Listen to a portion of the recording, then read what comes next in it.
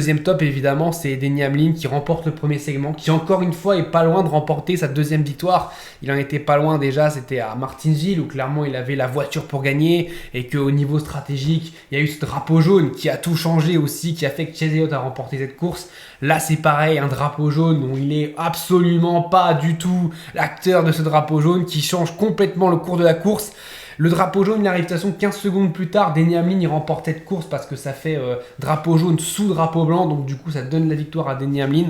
Là, voilà, 15 secondes près, Denny Hamlin remporte cette course et c'est terrible, je pense pour lui. C'est terrible encore ce scénario qui, on a l'impression, se répète. Alors qu'en plus, ensuite, la réhaussement était bon puisqu'il décide de changer 2 pneus, ce qui est la bonne stratégie. Cette fois-ci, il n'a pas changé 4 pneus et que Briscoe qui l'a fait. Alors Briscoe avait une fusée sur la fin de course.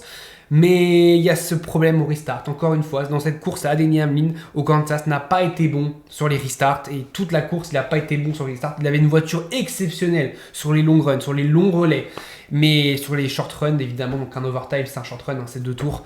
Ça a tout chamboulé pour lui, alors qu'il avait clairement une voiture phénoménale. On l'a vu avec Rudy, qu'ils avaient, comme j'ai dit, 10 secondes d'avance. Après, voilà, 100 tours sous drapeau vert.